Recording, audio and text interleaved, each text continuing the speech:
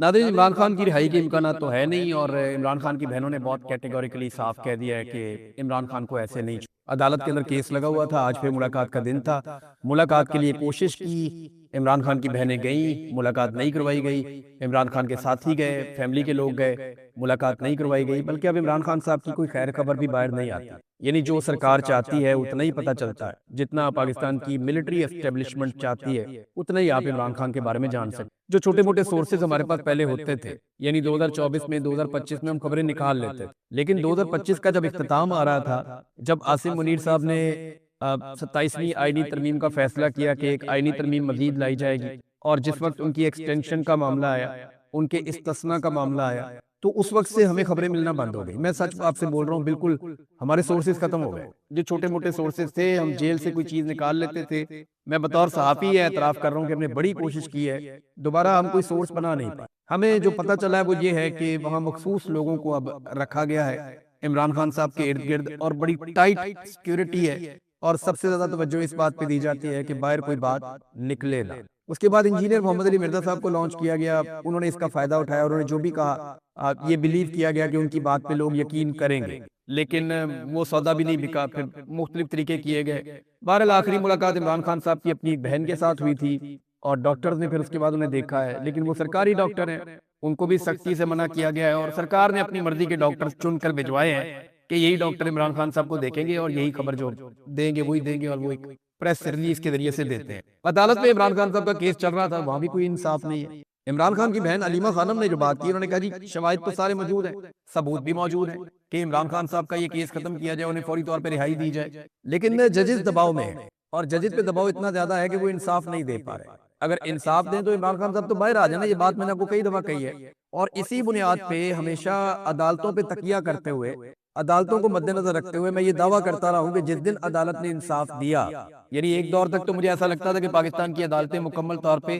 Surrender نہیں ہوئی، وہ مکمل طور پہ ملٹری اسٹیبلشمنٹ کے کنٹرول میں نہیں ہے، لہذا عمران خان صاحب باہر آ جائیں گے، اسی بنیاد پہ ہم یہ کہتے رہے ہیں کہ زیادہ ٹائم نہیں گزرے گا، یہ کیسز ختم ہو جائیں گے، کیسز ختم ہوتے چلے گئے، لیکن پھر اس کے بعد طریقہ کار بدل دیا گیا، عمران خان کو قید تنہائی میں ڈال دیا گیا، ان کی ملاقاتیں بند کر دی گئی، اور عدلیہ میں اپنی مرضی کے بندے لا کر 27ویں آئینی ترمیم کے ذریعے سے مکمل کنٹرول کر دیا گیا۔ اب عمران خان کی بہنیں بھی کہہ رہی ہیں کہ یہ ججز فیصلہ نہیں دے پائے، اور اس طرح تو عمران خان سالوں اندر رہیں گے، یہ جتنا چاہیں گے ان کیسز کو۔ میں تھوڑا سا پہلے یہ بات بتا بھی رہا تھا کہ اب عدالتوں سے امید لگ بھگ ختم ہو گئی ہے۔ عمران خان صاحب نے جو کہا تھا کہ فیصلہ سڑکوں پہ ہوگا، معاملہ وہاں جا کے پہنچ گیا۔ علیمہ خانم نے صاف کہا ہے کہ جب تک عوام اور پاکستان تحریک انصاف سڑکوں پر نکل کر دباؤ نہیں ڈالیں گے، عمران خان صاحب کی رہائی نہیں ہوگی۔ اب نہ ملاقاتیں ہو رہی ہیں، نہ ان کی آنکھ کی صحت کے بارے میں کچھ معلوم ہے کہ وہ کلاٹ بنا کیسے، اس کا ریزن کیا ہے، اس بارے میں ابھی تک نہ عمران خان صاحب کے ڈاکٹر کو کچھ مطمئن کیا جا سکا ہے، نہ عمران خان صاحب کی فیملی کو بتایا جا سکا، اور ججز انصاف دینے پر بالکل تیار نہیں ہے۔ تو عمران خان کی رہائی کیسے ہوگی؟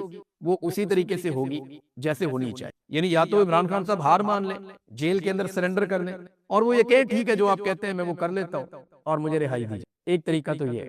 دوسرا طریقہ یہ ہے کہ ایک دباؤ بڑے پاکستان کی ملٹری اسٹیبلشمنٹ، دیکھیں آلریڈی ان کے اوپر بہت دباؤ ہے، مہنگائی کا دباؤ ان کے اوپر ہے، معیشت کی تباہی کا دباؤ ان کے اوپر ہے، پاکستان میں جو حالات خراب ہو رہے ہیں دہشت گردی کے، وہ دباؤ ان کے اوپر ہے، عالمی دباؤ بھی ان کے اوپر بہت زیادہ آ رہا ہے، IMF کا دباؤ ان کے اوپر ہے، پاکستان کی عوام کا دباؤ ان کے اوپر ہے، لیکن ایک عوامی احتجاج کا دباؤ نہیں۔ عوام ابھی تک کوئی بڑا احتجاج نہیں کر پائی جیسا ہونا چاہیے، اور وہ نہ کر پائے اس کے لیے انہوں نے طاقت کا اندھا استعمال بھی کیا، لوگوں کو قتل عام کیا، لوگوں کو مارا، جیلوں میں ڈالا، چادر اور چار دیواری کا تقدس پامال کیا، خواتین کو سڑکوں پہ انہوں نے گھسیٹا، بچوں کو گرفتار کیا، انہوں نے بہت ظلم کیا لوگوں کو ڈرانے کے لیے، دھمکانے کے لیے۔ اب لوگوں نے نکلنا ہے، جس دن لوگ نکل آئے سڑکوں پہ اس دن اسٹیبلشمنٹ کا کوٹا فل ہو جائے گا، اور پھر عمران خان صاحب کو رہائی بھی ملے۔ تو یہ دباؤ عمران خان کی بہنیں کہہ رہی ہیں کہ یہ دباؤ جب تک نہیں ہوگا تب تک کچھ نہیں ہوگا۔ دوسری جانب عمران خان کے مخالفین جو ہیں وہ تو شاہی فیملی سے پتہ نہیں کیا کچھ بنتے جا رہے ہیں۔ ایک وہ کرکٹر ہے، میں بات کرنا نہیں چاہ رہا تھا کہ اس کے اوپر دباؤ بڑھے گا، لیکن کیونکہ اب سارے ہی بات کر رہے ہیں تو پھر میں بھی بات کرتا ہوں۔ وہ نسیم شاہ نے ایک ٹویٹ کیا، اب وہ یہ کہتے ہیں میں نے ٹویٹ نہیں کیا،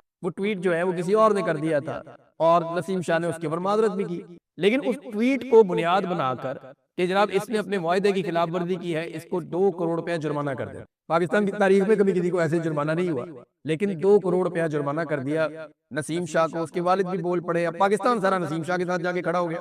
وہ کہتے ہیں جو بات آپ نے کی ہے بات ٹھیک کی ہے، وہ کہتے ہیں میں نے تو کی ہی نہیں بھائی، وہ تو اکاؤنٹ کسی اور کے پاس تھا، اس نے ٹویٹ کر دیا اور اب میرے کھاتے پڑ گیا، تو میں پھر بھی معذرت چاہتا ہوں، کسی کی دل آزاری ہوئی ہے تو۔ لیکن پی سی بی نے 2 کروڑ جرمانہ کر دیا، اور بیچ میں یہ بھی خبریں آ رہی تھی کہ شاید اس کو بین لگا دیا جائے 2 سال کے لیے، یہ باتیں بھی کی جا رہی تھی۔ وہ شاندار کرکٹر ہے، وہ اس ٹائم بھی پاکستان کے لیے کرکٹ کھیلا جب اس کی والدہ انتقال کر گئی، وہ ٹور پہ گیا، اس کی والدہ کا انتقال ہو گیا اور وہ 145 کی سپیڈ سے بالنگ کر رہا تھا، اس نے پاکستان کو کامیابی دلانے میں کردار بھی ادا کیا ماضی میں، اور بڑا اچھا کھیلتا رہا، پورا زور لگاتا رہا، اور اس کی آنکھوں میں آنسو بھی تھے اس دن، اس کی والدہ فوت ہو گئی تھی، وہ پاکستان کے لیے کھیل رہا تھا، تو ہیرو ہے پاکستان کا، لیکن یہاں لوگوں کے دل بہت چھوٹے ہیں، ایک ٹویٹ کو لے کر اس کو جرمانہ کر دیا، اس کو متنازع بنا دیا۔ اب یہ مجھے پتا ہے نا کہ آئندہ کسی بھی بہانے اس کو ٹیم سے باہر کر دیں گے اور پھر اس کو ٹیم میں نہیں کھیلنے دیں گے، کیونکہ شہزادی کی شان میں گستاخی ہو گئی، اتنی سی بات۔ عمران خان کے دور میں شاہد افریدی نے کیا کچھ نہیں کہا عمران خان کے، شاہد افریدی نے کتنی تنقید کی عمران خان پہ، کتنے نشتر برسائے، لیکن عمران خان نے اسے کچھ بھی نہیں کہا، وہ کہیں بھی جاتا تھا، اپنا کام کرتا تھا۔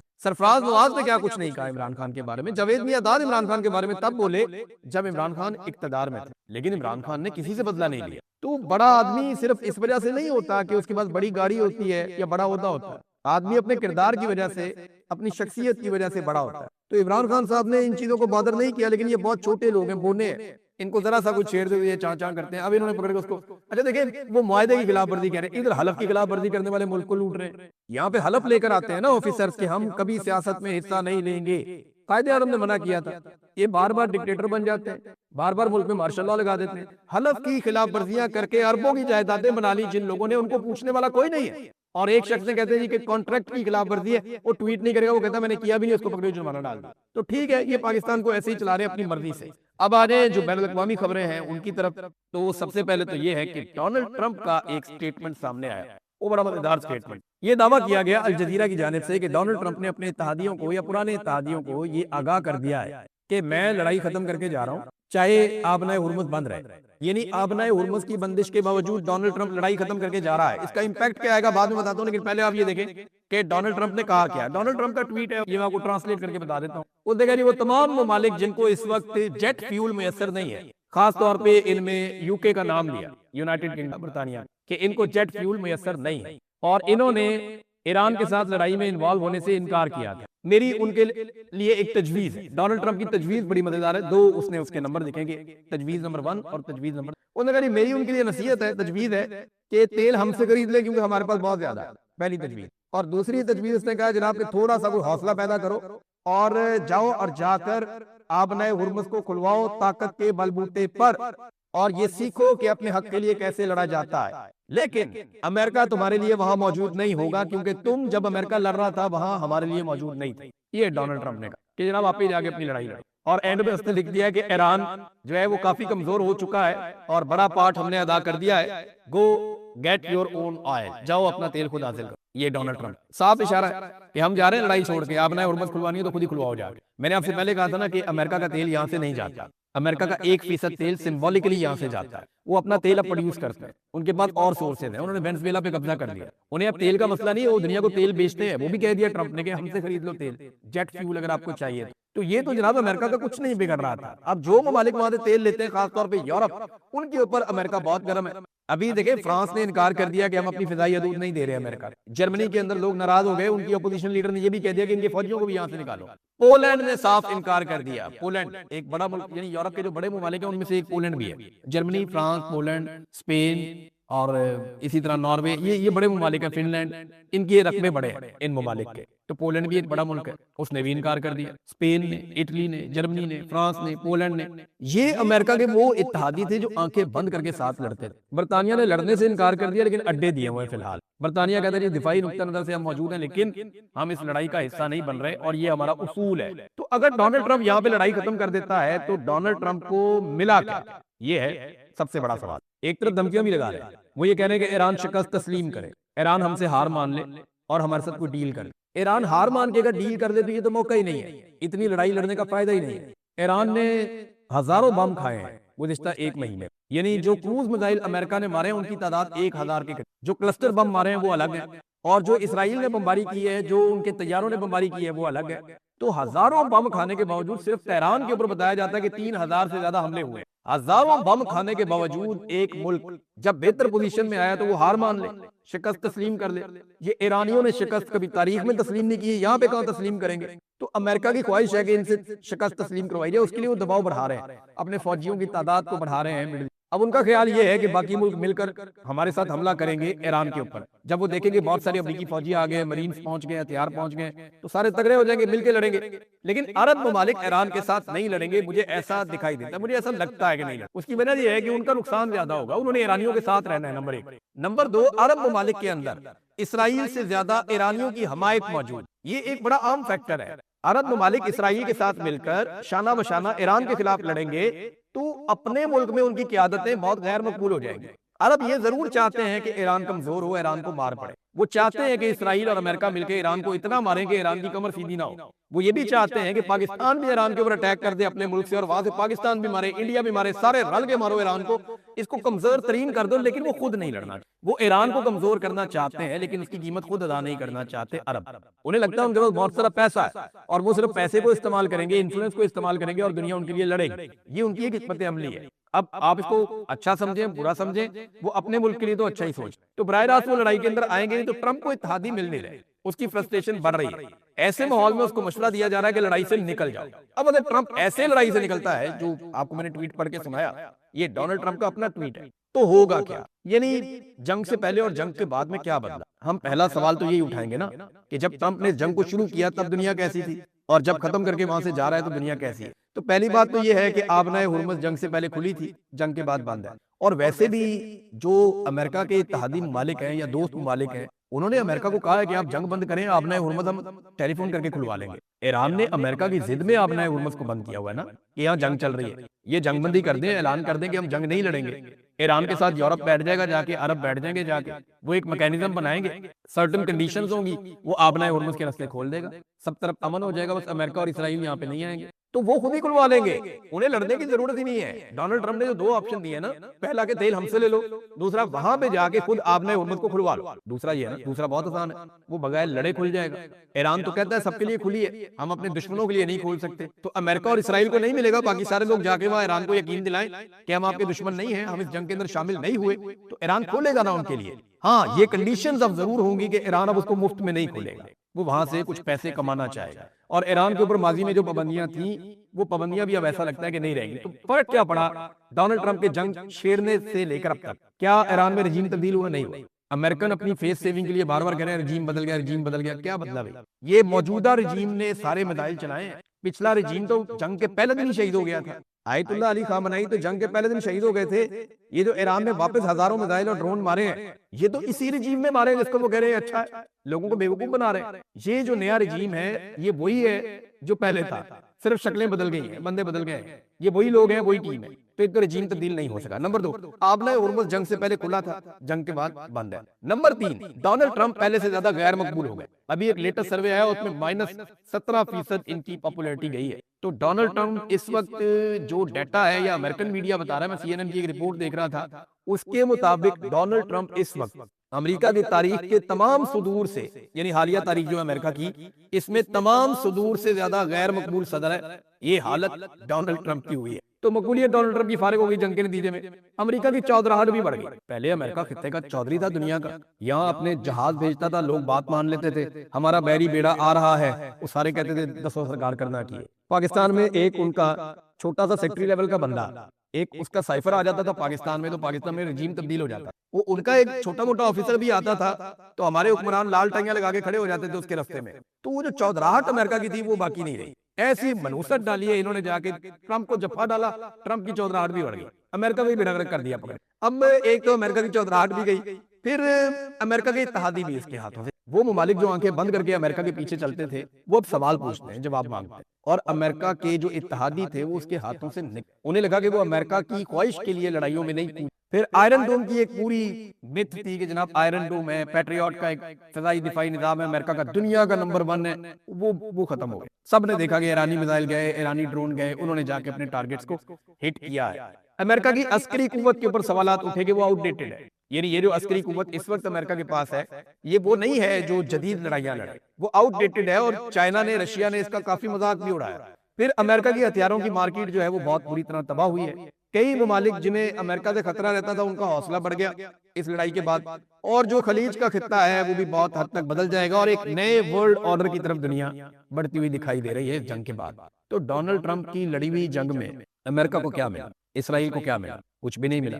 نقصان ہوا عربوں کا، نقصان ہوا ایرانیوں کا، لیکن امریکہ کی مت ٹوٹی، اسرائیلیوں کی مت ٹوٹی. اور اگر یہ جنگ اس طریقے سے ڈونلڈ ٹرمپ یہاں بند کرتا ہے تو امریکہ اس جنگ کے لیے لوزر کے علاوہ کوئی اور ٹائٹل حاصل نہیں کر پائے گا، مجھے تو یہ لگتا ہے. ناظرین، ایک اور چیز میں پاکستان سے آپ کے لیے شیئر کر دیتا ہوں، لیکن میں نسیم شاہ کا واقعہ آپ کے ساتھ شیئر کر رہا تھا تو مجھے اس میں ایک اور چیز یاد آ گئی. اسی ملک میں نا ایک غلیظ جانور کے ساتھ قائد اعظم محمد علی جناح کی بہن فاطمہ جناح کو تشبیہ دی گئی، ان کی توہین کی گئی، لگاتار توہین کی. تو بانی پاکستان کی بہن کی توہین کی گئی اس ملک میں.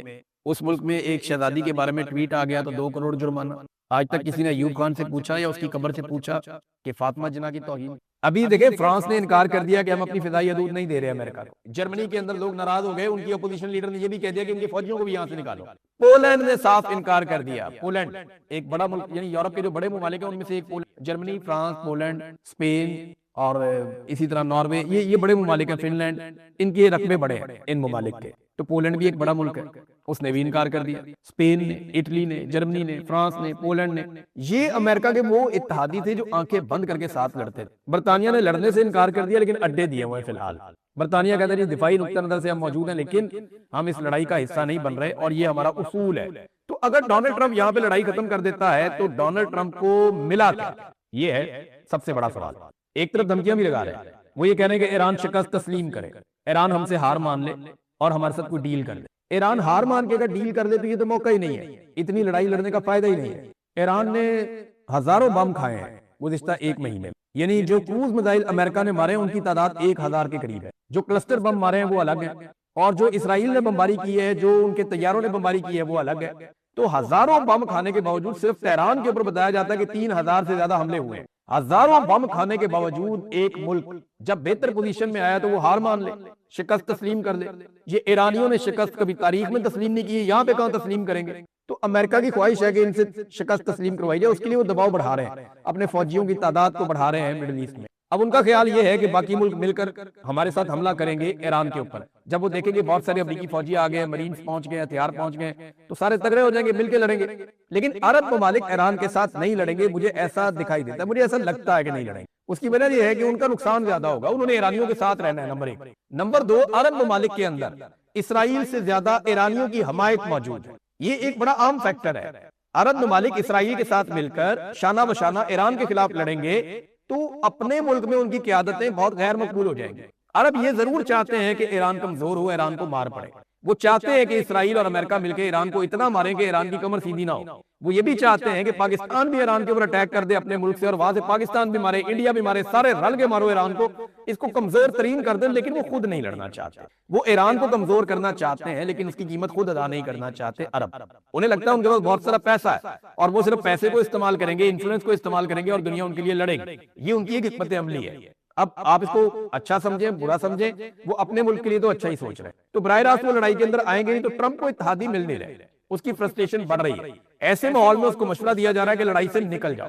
اب اگر ٹرمپ ایسے لڑائی سے نکلتا ہے، جو آپ کو میں نے ٹویٹ پڑھ کے سنایا، یہ ڈونلڈ ٹرمپ کا اپنا ٹویٹ ہے، تو ہوگا کیا؟ یعنی جنگ سے پہلے اور جنگ کے بعد میں کیا بدلا؟ ہم پہلا سوال تو یہی اٹھائیں گے نا کہ جب ٹرمپ نے جنگ کو شروع کیا تب دنیا کیسی تھی، اور جب ختم کر کے وہاں سے جا رہا ہے تو دنیا کیسی ہے؟ تو پہلی بات تو یہ ہے کہ آبنائے ہرمز جنگ سے پہلے کھلی تھی، جنگ کے بعد بند ہے. اور ویسے بھی جو امریکہ کے اتحادی ممالک ہیں یا دوست ممالک ہیں، انہوں نے امریکہ کو کہا ہے کہ آپ جنگ بند کریں، آبنائے ہرمز ہم ٹیلی فون کر کے کھلوا لیں گے. ایران نے امریکہ کی ضد میں آبنائے ہرمز کو بند کیا ہوا ہے نا کہ یہاں جنگ چل رہی ہے. یہ جنگ بندی کر دیں، اعلان کر دیں کہ ہم جنگ نہیں لڑیں گے.